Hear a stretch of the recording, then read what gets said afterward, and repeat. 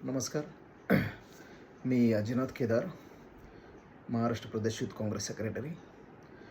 आज तुम्ही मीरा भाईंदरचा जो काही मोर्चा आहे, मराठी एकीकरण समितीच्या नेतृत्वाखाली आणि महाराष्ट्र नवनिर्माण सेनेच्या सहकार्याने सुद्धा आणि बाकीच्या काही पक्षसुद्धा त्यामध्ये सामील झाले होते. या सर्वांनीच मिळून ज्या पद्धतीचं शक्ती प्रदर्शन केलं, एक मराठी माणसांची, मराठी मनांची किंवा मराठी एक अस्मितेची जी एकजूट दाखवली गेली, एक मराठी शक्ती दाखवली गेली, तर ती खरंच वेगळ्या पद्धतीने वाखाणण्याजोगी होती. सगळ्यात महत्त्वाची गोष्ट ही आहे की ज्या पद्धतीने म्हणजे मराठी माणसाला मुंबईमध्ये म्हणा किंवा महाराष्ट्रामध्ये बरेचशी अशी शहरं आहेत की ज्या शहरामध्ये मराठी अस्मितेचा मुद्दा हा खूप वेगळ्या पद्धतीने चर्चेला जात आहे. आता याच्या पाठीमागं रिसेंटली ज्या पद्धतीने उद्धव ठाकरे आणि राज ठाकरे यांचं मनोमिलन होण्याचे प्रयत्न दोन्ही पक्षाच्या कार्यकर्त्यांनी केले होते आणि तशा पद्धतीने त्यांची पाऊलवाट चालू आहे असं थोडंसं महाराष्ट्राला वाटतं आहे सध्या तरी. एक सगळ्यात महत्त्वाची गोष्ट अशी आहे मित्रांनो की ह्या संपूर्ण राड्यामध्ये म्हणजे ज्या पद्धतीने BJPचं राज्य आहे किंवा ज्या पद्धतीने फडणवीस एक राज्यकर्ते म्हणून हे प्रशासन हँडल करत आहेत किंवा राजकारण करत आहेत, तर एक सगळ्यात महत्त्वाची गोष्ट जर का तुमच्या लक्षात येईल तर आपल्याला महाराष्ट्रामध्ये ज्या पद्धतीने फुले, शाहू, आंबेडकर किंवा एक पुरोगामी महाराष्ट्र म्हणून जी एक आयडेंटिटी होती महाराष्ट्राची किंवा अजूनही काही भागामध्ये आहे, तर ती कुठेतरी पुसली जाण्याचा प्रयत्न हा कळत नकळतपणे फडणवीसांच्या राजकारणामधून केला जात आहे असं म्हणायला हरकत नाही. म्हणजे पहा, एक सगळ्यात महत्त्वाची गोष्ट आहे की याच्यामध्ये स्थानिक स्वराज्य संस्थेच्या निवडणुका जवळ आलेल्या आहेत आणि त्याच्या संदर्भामध्ये मराठी एकीकरण झाल्यानंतर त्याचा प्रचंड मोठा फटका हा भाजपला बसू शकतो किंवा तशा पद्धतीची ध्रुवीकरण झालेली मराठी मतं ही शिवसेना ठाकरे गट किंवा मनसे यांना मिळावी म्हणून सुद्धा असे प्रयत्न चालू आहेत. पण सगळ्यात महत्त्वाचा मुद्दा तुमच्या लक्षात आला का की ज्या पद्धतीने फडणवीस स्वतःचं राजकीय समीकरण बसू पाहत आहेत, याच्यामध्ये सगळ्यात जास्त त्रास किंवा एक नको ती भावना जर का कोणती असेल तर ती भावना आहे ध्रुवीकरणाची. म्हणजे काय, तुम्ही जर का नीट पाहिलं तर कोणताही गुजराती व्यक्ती असू द्या जो महाराष्ट्रामध्ये वर्षानुवर्ष पिढ्यानपिढ्या राहतोय, कोणताही राजस्थानी मारवाडी असू द्या किंवा मारवाडी समाज असू द्या, तर बरेचसे लोक महाराष्ट्रात पूर्वपरंपार राहतात. जरी ते मराठी नसले, त्यांचे पूर्वज किंवा ते स्वतः महाराष्ट्रामध्ये कोणत्या ना कोणत्या शिक्षणाच्या निमित्ताने, व्यापाराच्या निमित्ताने, नोकरीच्या निमित्ताने कोणत्या ना कोणत्या पद्धतीने जरी ते इथे आले, तर त्यांच्यामध्ये BJPच्या राष्ट्रीय नेतृत्वाने म्हणा किंवा येथील फडणवीसांच्या सर्व टोळीने म्हणा, ज्या पद्धतीने त्यांचं ग्रूमिंग केलेलं आहे किंवा ज्या पद्धतीने त्यांना सांगण्यात आलेलं आहे की नाही, तुमचा वाली फक्त आणि फक्त BJPच आहे. आणि ही जी काय व्यापारी प्रवृत्ती आहे, यांना स्थानिक लोकांची संस्कृती जी आहे किंवा एक मराठी संस्कृती जी आहे त्या संदर्भातला जो काही आपलेपणा असतो, तर तो आपलेपणा जाणवत नाही. मराठी लोकांना काही लोकांचं किंवा व्यापाऱ्यांचं विशेषतः जर का काही खटकत असेल, तर त्यांना हे खटकतं की यांना फक्त व्यापार, त्यांना मिळणारा फायदा आणि त्यांची होणारी भरभराट, इथले पैसे किंवा इथली लोकं, इथली जमीन, इथल्या सगळ्या सोयीसुविधा वापरून जे काही ते कमवतात ते सोडून यांना बाकीचं आमचं काहीच देणं घेणं नाही आहे. म्हणजे मराठी एक सांस्कृतिक जो प्रावा आहे, ज्याला आपण कल्चरल मेनस्ट्रीम म्हणतो, त्याच्या संदर्भात यांना काही देणं घेणं नाही. ती तुटलेपणाची किंवा अलिप्ततेची भावना, ज्याला आपण एलिनेशन म्हणतो, तर ती जाणवत राहते आणि ती गोष्ट ही खूप चुकीची आहे. म्हणजे काय की मराठी माणसाला विनाकारण अमराठी लोकांचा तिरस्कार आहे असं अजिबात नाही आहे.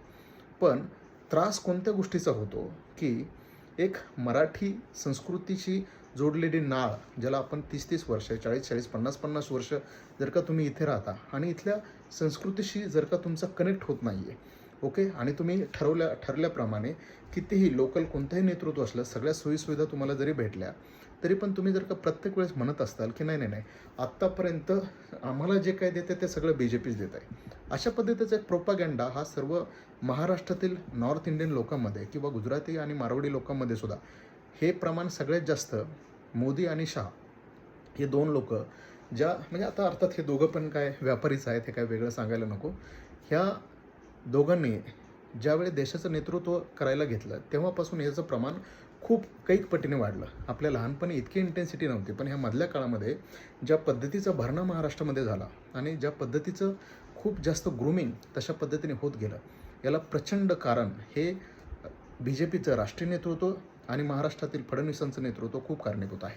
म्हणजे तुम्ही कोणत्याही गुजराती माणसाला विचारा, डोळे झाकून ते बी जे पी म्हणतात, ते काँग्रेसचं नाव पण घेत नाहीत. ओके, याचा अर्थ असा आहे का की सर्व काही म्हणजे ज्या पद्धतीने राष्ट्रीय नेतृत्वामध्ये सुद्धा असं बी जे पी प्रोजेक्ट करते स्वतःला की आत्तापर्यंत काँग्रेसने काही केलंच नाही आहे. आणि महाराष्ट्रामध्ये सुद्धा म्हणजे काँग्रेस बी जे पीची सत्ता यायच्या अगोदर कितीतरी वर्ष काँग्रेसची सत्ता होतेच ना, किंवा देशामध्ये पण कितीतरी वर्ष काँग्रेसची सत्ता होतेच ना. पण इथे सुद्धा तोच प्रोपॅगंडा हे केला जातो की पहा, ह्या ज्या काही सोयीसुविधा घेत आहेत, आता गुजराती असू द्या, मारवाडी लोक असू द्या, त्यांना सगळ्या सोयीसुविधा याच्या अगोदर केलेल्या राज्यकर्त्यांनी ज्या पद्धतीचं सुशासन चालवलेलं आहे त्यांनीच दिलेले आहेत ना. त्याचाच फायदा घेऊन हे व्यापार करतायत ना. पण त्यांनी काहीच केलेलं नाही आणि जे काय करते तुमच्यासाठी ते बी जे पीच करतं आहे.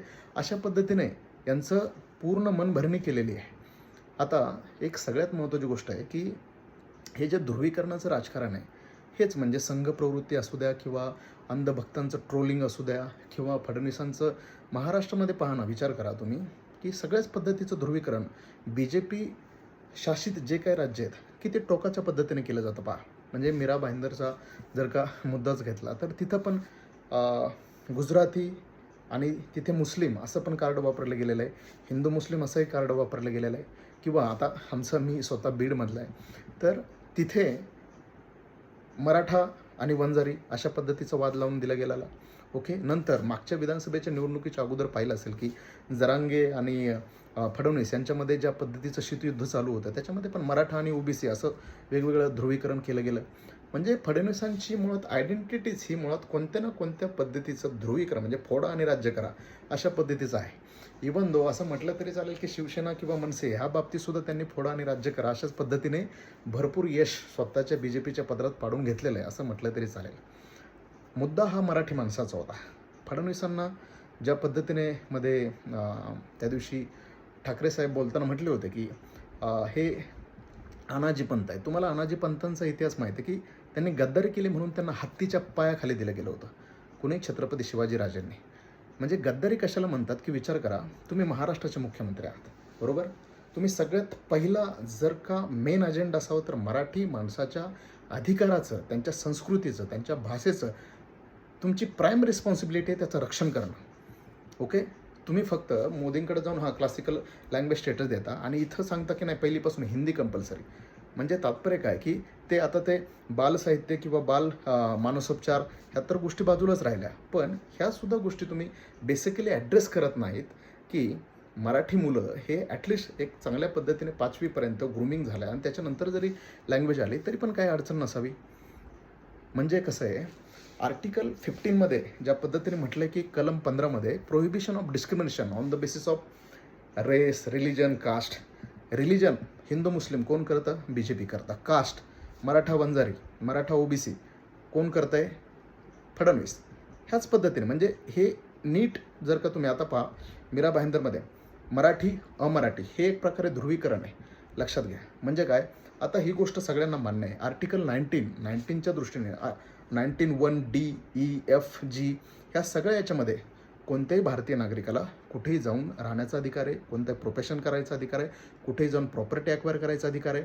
पण ह्या सर्व अधिकारामध्ये तिथली जी काय संस्कृती, आता जर का तुम्ही साऊथमध्ये गेले, ओके, आणि त्यांना जर का तुम्ही हे दाखवलं, मी जरी मराठी माणूस असलो मी साऊथमध्ये जाऊन कर्नाटका किंवा तामिळनाडूमध्ये जाऊन म्हटलं की तेलुगू लोकांना की नाही नाही तुम्ही मराठी भाषा कंपल्सरी पाहिजे, कशा ऐकतील ते? मग खरंच मराठी माणसांची चूक आहे का? म्हणजे याच्यासाठी इतक्या मोठ्या राजकीय घडामोडी किंवा आज मी पाहिलं की सर्व हजारो लोकांना, कार्यकर्त्यांना अटक केलेली आहे.